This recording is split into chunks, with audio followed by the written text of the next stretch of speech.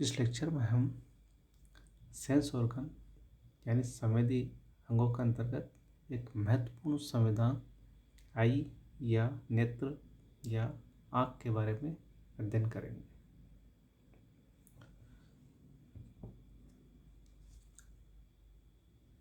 वे receptor जो प्रकाश को ग्रहण करके अनुक्रिया करते हैं उन्हें प्रकाशग्राही या फोटो रिसेप्टर कहा जाता है। मैमल्स की या स्तनधारियों की हम बात करें तो मैमल्स में ये फोटो रिसेप्टर का कार्य आई या नेत्र करते हैं। मैमल्स में एक जोड़ी आइस पाए जाते हैं जो कि सिर के पृष्ठपार्श्व भाग में स्थित होते हैं। नेत्र जो होते हैं एक गोलाकार और कुछ स्फीयर गेंद के समान स्ट्रक्चर होता है जिसे आई बॉल या नेत्र गोलक कहा जाता है। नेत्र गोलक की हम पोजीशन की बात करें तो करोटी या स्कल में आई ऑर्बिट होते हैं नेत्र कोटर, उनमें ये कुछ तिरछा पोजीशन में स्थित होता है और इसका लगभग 4/5 भाग 4/5 भाग जो आई ऑर्बिट है उसके अंदर धसा हुआ रहता है, जबकि 1/5 या 1/5 भाग बाहर की ओर उभरा रहता है। और जो बाहर की ओर उभरा रहता है 1/5 वो थोड़ा पारदर्शी होता है, जिसे कॉर्निया कहा जाता है। जो ऑर्बिट के अंदर जो गिरा हुआ शेष भाग होता है वो पारदर्शी नहीं होता है, वो अपारदर्शी होता है और कॉर्निया के प्रत्येक भाग के साथ आईलिड या पलकें तथा कुछ ग्लैंड्स पाई जाती है। पलकों की हम बात करें तो पलकों का कार्य होता है कॉर्निया या कनिनिका की धूल और अन्य चीज़ों से सुरक्षा करना। ये दो होती है, एक तो ऊपर की ओर और नीचे की ओर। ऊपर ऊपरी पलक होती है, नीचे निचली पलक होती है। इन पलकों के किनारों पर कुछ बाल होते हैं जिन्हें बरोनिया या आईलैशेस कहते हैं। पलकें बहुत तेज़ी से मूवमेंट करती है, अत्यधिक गतिशील होती है। कुछ मैमल्स में जैसे खरगोश में इन ऊपर और नीचे की पलक के अलावा एक और महीन पारदर्शी मेम्ब्रेन होती है जिसे निक्टिटेटिंग मेम्ब्रेन या निमेशक पटल कहा जाता है। ये निमेशक पटल जो आई बॉल होता है उसका जो अंदर वाला जो कोण होता है उस पर नॉर्मली ये सिकुड़ी हुई पोजीशन में रहती है और जब आवश्यकता होती है तो ये निक्टिटेटिंग मेम्ब्रेन फैलकर जो सामने की ओर आई बॉल को कवर कर लेती है। ह्यूमन्स या मनुष्यों की बात करें तो मनुष्यों में ये निक्टिटेटिंग मेम्ब्रेन निमेशक पटल फंक्शनल नहीं होती, अवशेषी या वेस्टिजियल स्थिति में होती है। आईलिड के बाद जो नेक्स्ट कंपोनेंट है वो है ग्लैंड्स या ग्रंथियाँ। ग्रंथियाँ 3 प्रकार की होती है जो अलग अलग तरह से कार्य करती है, इनके फंक्शन अलग अलग होते हैं। सबसे पहली है वो है मेबोमियन ग्लैंड। ये मेबोमियन जो ग्लैंड होती है वह दोनों पलकों के जो भीतरी किनारे होते हैं वहाँ पर कई छिद्रों द्वारा ये खुलती है और इन ग्लैंड्स द्वारा ऑयल के समान लिक्विड सीक्रेट होता है जो कि नेत्र श्लेष्मा या कंजक्टिवा को स्मूथ बनाए रखता है। ये स्मूथ बना रहता है इसीलिए जो आईलिड्स होती है पलकें वो आसानी से ऊपर नीचे की ओर मूवमेंट कर पाती है। दूसरे प्रकार की ग्लैंड है वो है टेर ग्लैंड या लैक्रिमल ग्लैंड, जिनको अश्रु ग्रंथियाँ कहते हैं। अश्रु ग्रंथियाँ आई के जो बाहरी कोण है उधर स्थित होती है और इन ग्लैंड्स के द्वारा जल के समान कुछ लिक्विड पदार्थ होता है उसको सिक्रेट किया जाता है, स्रावित किया जाता है। ये जो लिक्विड होता है ये पलकों, कॉर्निया और उसके ऊपर की ओर जो कंजक्टिवा होता है उसको मॉइस्ट या नम बनाए रखने का कार्य करता है। जब गैस, धुआं, धूल या तिनका आदि के संपर्क में जब नेत्र आते हैं या भावुक होने की स्थिति में इन ग्रंथियों से जो स्राव निकलता है, जिन्हें अश्रु कहते हैं, वे कवर करते हैं कॉर्निया को। और मनुष्य की बात करें तो जन्म के 4 महीने बाद ही ये जो ग्लैंड होती है, अश्रु ग्रंथियाँ, ये फंक्शनल होती है, एक्टिव होती है। तीसरी प्रकार की ग्लैंड है वो है हाइडेरियन ग्लैंड। हाइडेरियन ग्लैंड मनुष्य में तो नहीं पाई जाती, लेकिन कुछ मैमल्स जैसे व्हेल, चूहे आदि में ये पाई जाती है। ये जो ग्लैंड्स हैं ये भी आई के जो भीतरी कोण है उसके पास स्थित होती है, और इनका जो कार्य है वह निक्टिटेटिंग मेम्ब्रेन या निमेशक पटल को स्मूथ बनाए रखना, ताकि ये इसके मूवमेंट को आसान कर सके। तो एक तरह से ये लुब्रिकेंट या स्नेहक के रूप में कार्य करती है। उसके बाद हम बात करते हैं आई बॉल की जो मसल्स होती है। तो कुछ मसल्स होती है, ये संख्या में 6 होती है, जो कि आई बॉल या नेत्र गोलक के साथ जुड़ी रहती है, और इनका कार्य होता है आई बॉल को घुमाना, अलग अलग डायरेक्शन में घुमाने का ये कार्य करती है। ये जो 6 मसल्स हैं इनका नाम है superior rectus, inferior rectus, external rectus, internal rectus, inferior oblique muscle and superior oblique muscle. ये 6 जोड़ी मसल्स होती है। ये अलग अलग मसल के संकुचन के साथ जो नेत्र गोलक है वो अलग अलग डायरेक्शन में मूवमेंट करता है। उसके अलावा कंजक्टाइवा नेत्र श्लेष्म की बात करें तो जो आई लिड्स होती है, पलकें होती है, उनका जो भीतर की सतह होती है, जो कि आई बॉल के साइड की सतह की हम बात कर रहे हैं, तो वहाँ पे जो एपिडर्मिस होती है वो पलकों के बीच कोर्निया पर फैली होती है, और इसी के साथ ही एक तरह से समेकित हो जाती है।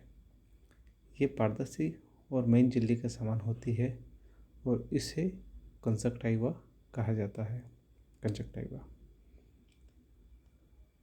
इसके बाद हम बात करते हैं जो आई बॉल होता है उसकी इंटरनल स्ट्रक्चर क्या है, इसकी हम बात करें तो जो आई बॉल होती है उसकी जो वॉल होती है वो 3 लेयर्स की बनी होती है। आई बॉल जैसा कि स्फेरिकल स्ट्रक्चर है गेंद के समान, और ये इसकी जो वॉल है, भित्ति है, वो 3 लेयर की बनी होती है। बाहर की जो होती है वो है दृढ़ पटल या स्क्लेरोटिक। उसके बाद मध्य में होती है रक्त पटल या कोरोइड, और सबसे भीतर की होती है दृष्टि पटल या रेटिना। स्क्लेरोटिक की हम बात करें, दृढ़ पटल की, तो ये जो लेयर है ये आई बॉल का सबसे बाहर का स्तर बनाती है। ये लेयर दृढ़ होती है और तंतुमय उत्तक जो फाइब्रस टिश्यू होते हैं उससे बनी होती है। ये पारदर्शी नहीं होती है, पारदर्शी होती है, लेकिन जो नेत्र गोलक का है, आई बॉल का जो भाग जो नेत्र ऑर्बिट, आई ऑर्बिट से बाहर की ओर निकला रहता है, जो सामने की ओर होता है, एक्सपोज होता है, वहाँ पर ये स्क्लेरोटिक या दृढ़ पटल ट्रांसपेरेंट हो जाती है और बाहर की ओर थोड़ा सा गोलाई या उभार लेके कॉर्निया का निर्माण करती है। स्क्लेरोटिक का काम होता है आई बॉल की रक्षा करना, इसे शेप प्रदान करना, और इधर उधर इसके मूवमेंट के लिए जो हमने 6 मसल्स की बात की उसके साथ उसको अटैचमेंट के लिए जगह देना। कॉर्निया का जो शेप होता है वो अगर थोड़ा सा असामान्य हो जाए तो फिर क्या है, विज़न प्रॉपर नहीं हो पाता। उसके बाद सेकंड लेयर की हम बात करें जो कि रक्तक पटल, कोरोइड, ये आई बॉल की बीच की स्तर होती है। जो 3 लेयर्स हैं उनमें बीच की स्तर रक्तक पटल होती है, और इसका जो निर्माण होता है वो सॉफ्ट कनेक्टिव टिश्यू से होता है। ये लेयर कंपैरेटिवली पतला होता है, और इसमें जो रुधिर केशिकाएँ होती है, कैपिलरीज, उनका जाल काफ़ी घना होता है। कुछ फाइबर्स भी होते हैं और कुछ पिगमेंट कोशिकाएं, वर्णयुक्त कोशिकाएं भी पाई जाती है। ये जो पिगमेंट होता है, हम ह्यूमन आई की बात करें, मनुष्य की आई की बात करें, तो ये जो पिगमेंट होता है कोरोइड का, रक्तक पटल का, ये काला, भूरा या नीला होता है। इसी से ही जो आँख का जो रंग होता है वो काला, भूरा या नीला नज़र आता है मनुष्यों में। रेबिट्स में ये जो होता है वर्णक, ये लाल होता है, इसलिए उनका जो आई है वो रेड कलर की नज़र आती है। इसके फंक्शन की हम बात करें रक्तक पटल की या कोरोइड की, तो एक तरह से ये रंगीन पर्दे का कार्य करता है, ताकि जब प्रकाश की किरणें आई बॉल के अंदर जाती है तो ये परावर्तित नहीं हो पाती। अगर परावर्तित होगी तो जो सेंसरी सेल्स होती है उसके ऊपर क्या है कि दृष्टि पटल पर जो प्रतिबिंब है वो स्पष्ट नहीं बन पाएगा। इसीलिए ये एक तरह से पर्दे का समान कार्य करती है और ये जो प्रकाश होता है उसका परावर्तन को ये रोकती है। कोरोइड में जो ब्लड वेसल्स या कैपिलरीज पाई जाती है, रक्त केशिकाएं, ये इसका एक कार्य और ये होता है कि ये जो आई का जो अलग अलग भाग होता है उनको ये पोषण प्रदान करने का कार्य करती है। और जो फ्रंट जो पार्ट होता है आई का, जो बाहर की ओर दिखता है, उसमें कोरोइड होती है, वो स्क्लेरोटिक से अलग होती है, संपर्क में नहीं होती, दोनों के बीच में गैप होता है। और गैप तो होता ही है, साथ ही इस एरिया में फ्रंट में ये दो स्ट्रक्चर बनाती है, एक तो आइरिस जिसे परितारिका बोलते हैं और दूसरा सीलियरी बॉडी या पक्षमाभिकीय टाई। आइरिस जो होता है वो कॉर्निया के पीछे की ओर ये प्रेजेंट होता है और ये क्या होता है कि एक रंगीन पर्दा बनाता है। कि जो रक्त पटल होता है ये रक्त पटल से पीछे और थोड़ा सा इससे अलग होकर एक रंगीन पर्दा बनाता है, वही परितारिका या आइरिस कहलाता है। इसके बीच में एक छिद्र होता है जिसे पुतली या प्यूपिल कहते हैं।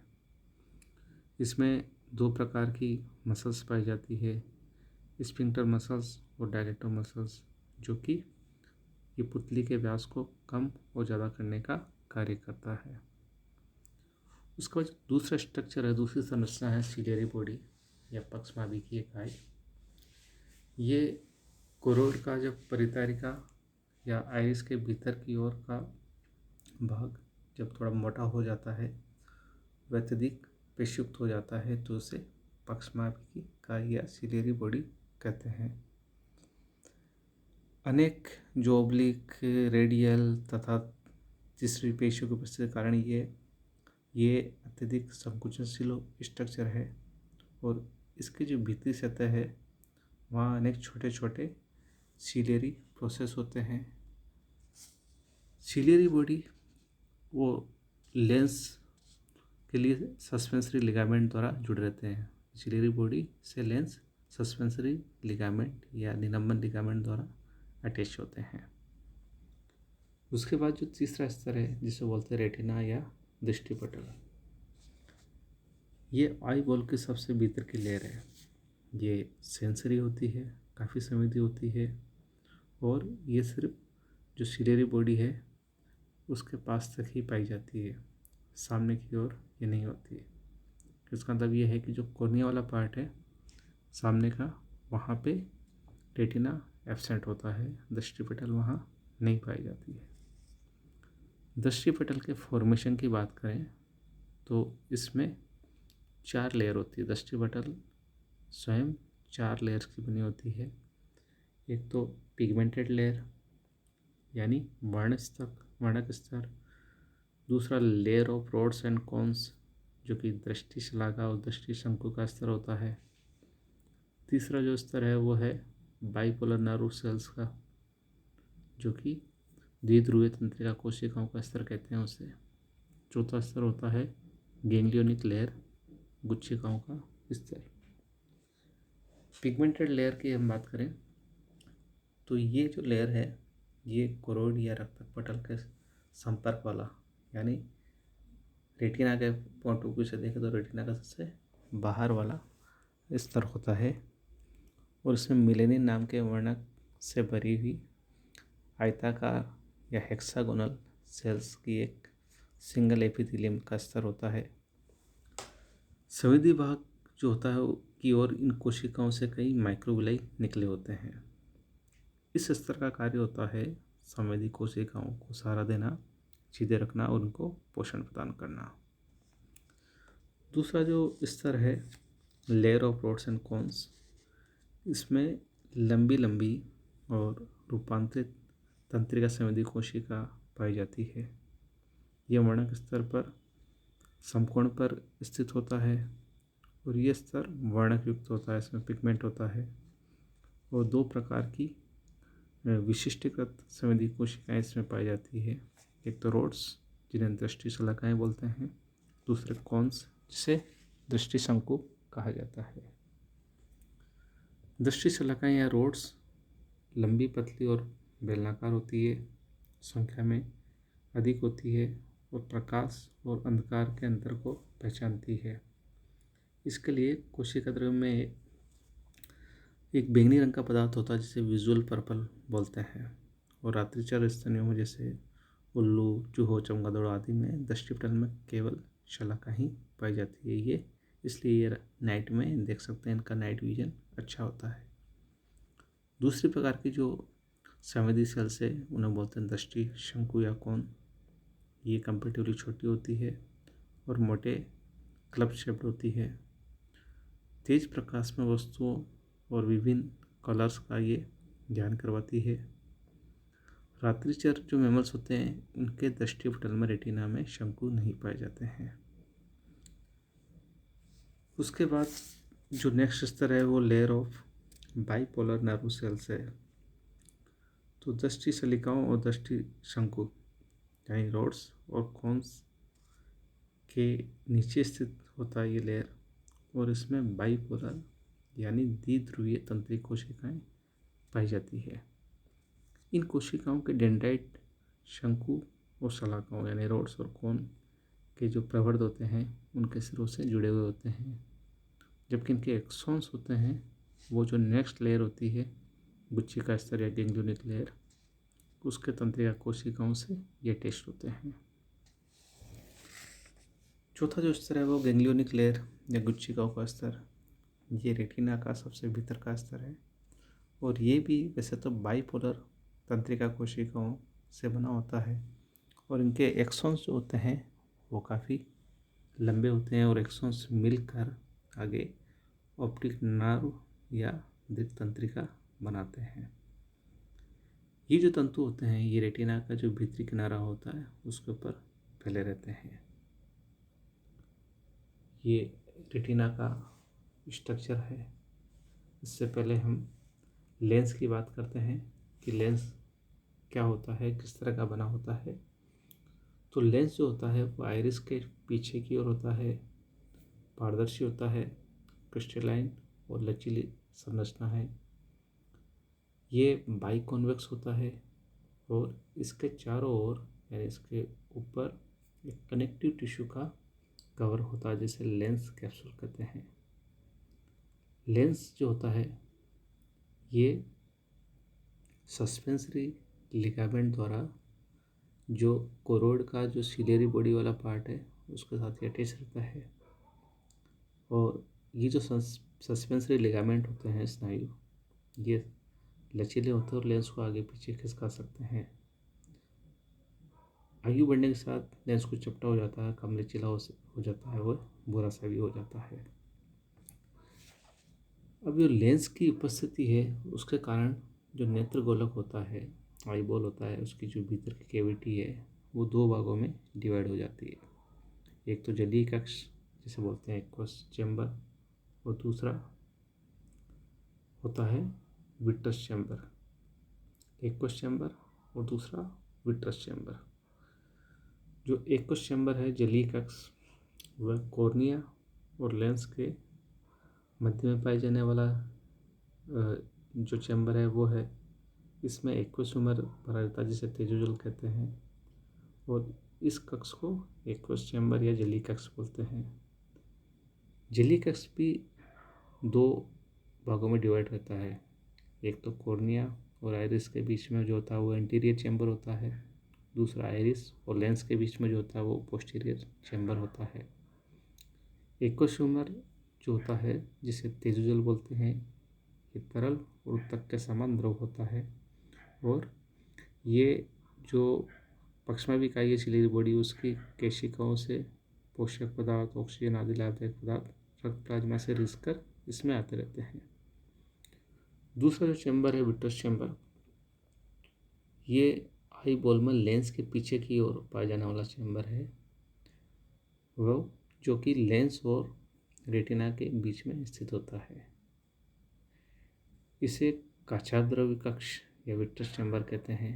इस कक्ष में काचर जल या विट्रस ह्यूमर नामक जो जेली का सामान द्रव भरा रहता है, जो कि 99% जल, कुछ लवण, विट्रिन नाम के म्यूकोप्रोटीन और हाइलुरोनिक एसिड से मिलकर बना होता है। इसके चारों ओर एक अत्यधिक पतली हाइलोइड मेम्ब्रेन भी पाई जाती है। जो एक्वस ह्यूमर होता है और विट्रस ह्यूमर होता है वो दोनों ही पारदर्शी होते हैं और ये दोनों ही सिलेरी बॉडी द्वारा सिक्रेट होते हैं और इनका कार्य होता है जो नेत्र होते हैं आइज, उसकी जो गुहा होती है उसमें निश्चित प्रेशर बनाए रखना, ताकि दृष्टिपटल, रेटिना और नेत्रपटल अपने स्थानों पर बने रहें और सामान्य कार्य करते रहें।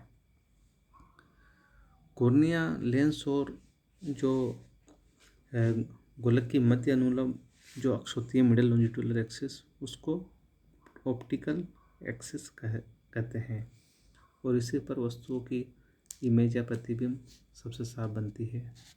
तो रेटिना का इस अक्ष पर स्थित एक भाग जो होता है वो एरिया सेंट्रलिस कहलाता है और यह रेटिना के शेष भाग से काफ़ी पतला होता है। इसमें सिर्फ जो शंकु कोशिका ही पाई जाती है। इन शंकुओं में पीला पिगमेंट होता है और इस मध्य क्षेत्र को येलो स्पॉट या मैक्युला लुटिया कहते हैं। इसके बीच में जो मध्यवर्ती गर्त होता है उसे फोविया सेंट्रलिस कहा जाता है। तो ये जनरल स्ट्रक्चर है आई का। इसको हम डायग्राम के माध्यम से अगर देखते हैं तो ये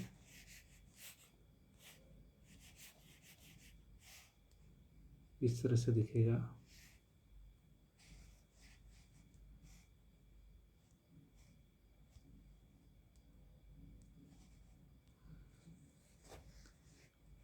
ये 3 स्तर होते हैं, बारक्रोस्क्लेरा, कोरोइड एंड रेटिना। ठीक है, ये लेंस है। लेंस के आगे की ओर जो चैम्बर, एक्वस चैम्बर, पीछे की ओर विट्रस चैम्बर होता है। ये आईलिड्स है, आईलिड्स के साथ आईलिश अटैच होती है।